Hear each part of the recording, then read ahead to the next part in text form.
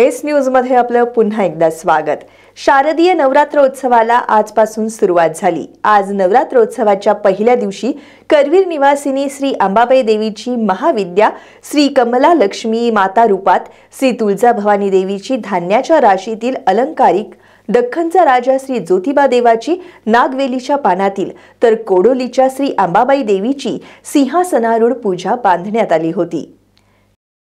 श्री माता शारदीय नवरात्रोत्सवाच्या आजच्या पहिल्या दिवशी श्री करवीर निवासिनी अंबाबाईची श्री कमला लक्ष्मी या दशमहाविद्यापैकी 10व्या महाविद्येच्या स्वरूपामध्ये आपण पूजा बांधलेली आहे। या पूजेच्या स्वरूपामध्ये वर्णन असं आहे की तिची कांती ही सुवर्णासम आहे आणि अनेक तेजोमय अलंकारांनी ती अतिशय सुंदर दिसत आहे। या देवीच्या भोवतीनं 4 दिग्गज म्हणजे दिव्य गज आहेत, जे तिला सुधा अभिषेक म्हणजे अमृताचा अभिषेक घालत आहेत आणि तिच्या वरच्या 2 हातामध्ये कमळ, तर खालच्या हातांच्यापैकी एक हात वरदकर आणि एक हात अभयकर अशा स्वरूपात आहे। समुद्र मंथनाच्या वेळी या देवीची जी उत्पत्ती आहे आणि पहिलं रत्न म्हणून ही देवी प्रकट झाली। तिच्या उपासनेमुळे पूर्ण दुःख दारिद्र्याचा विनाश होतो अशी मान्यता आहे। आज नवरात्र उत्सवाची पहिली माळ आहे। छत्रपती घराण्याच्या तुळजाभवानीची आजची पूजा खडी अलंकारित पूजा आहे। धान्यातली राशीतली ही पूजा बांधण्यात आलेली आहे। आज सोमवार घटस्थापनेनं नवरात्र उत्सवाची सुरुवात होत आहे।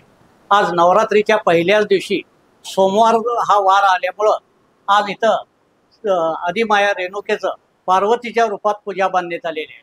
श्री आदिमाया रेणुका ही आपल्या पुत्रासह श्री गणेश व कार्तिकेयसह इथं विराजमान झालेली आहे।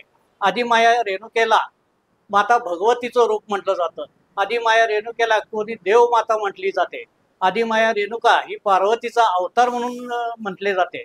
तर आज पार्वतीच्या रूपात ही पूजा बांधण्यात आलेली आहे। सर्व भक्त मंडळींना नवरात्राच्या हार्दिक शुभेच्छा। आजपासून नवरात्र उत्सव चालू झालेला आहे। आज घटस्थापना असल्यामुळे पहिला दिवस आहे। आम्ही देवीला अलंकारांनी व नवीन भरजरी साडीने सजवलेले आहे। तसेच पाना फुलाची पूजा करून आम्ही देवीला अगदी उठावदार करून ठेवलेला आहे। तरी सर्व भक्तांनी या पूजेचा लाभ घ्यावा।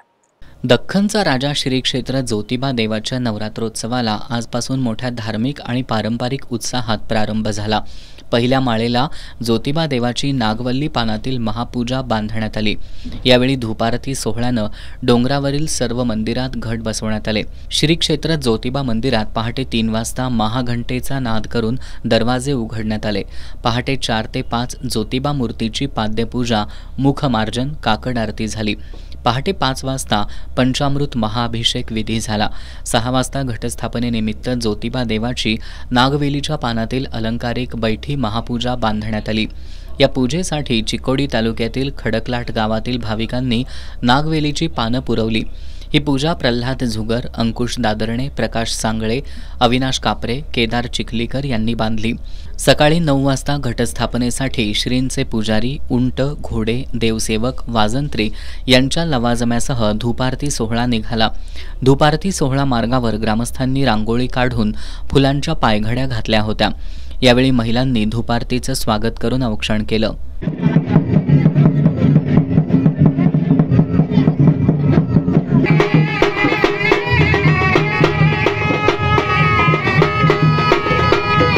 या धूपारती सोहळ्यात व्यवस्थापक धैर्यशील तिवले, ग्रामपंचायत अधिकारी प्रवीण कुमार पोवार, पोलीस पाटील बाळासाहेब पाटील यांच्यासह गावकर, पुजारी, ग्रामस्थ उपस्थित होते।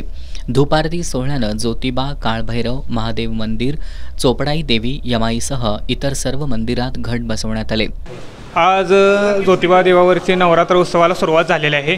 आज दुपारतीने ज्योतिबा नवरात्राची सुरुवात होते। दुपारतीने घट बसवले जातात ज्योतिबा डोंगरावरचे आणि आज श्री दख्खनच्या राजाची ही बैठी पूजा नागवल्ली रूपात खाऊच्या पानामध्ये बैठी पूजा ही बांधलेली आहे आणि पूजा बांधणारे पुजारी अंकुश दादरणे, प्रकाश सांगळे, प्रल्हाद झुगर, अविनाश कापरे, केदार चिखलकर यांनी पूजा ही बांधलेली आहे। आणि 2 ऑक्टोबरला खंडेनवमी दिवशी देवाची शेवटची पूजा होते आणि 9 दिवसात देवांची वेगवेगळ्या रूपात पूजा बांधली जाते। आज नवरात्रोत्सवाच्या पहिल्या माळेला ज्योतिबा दर्शनासाठी भाविकांनी मोठी गर्दी केली होती।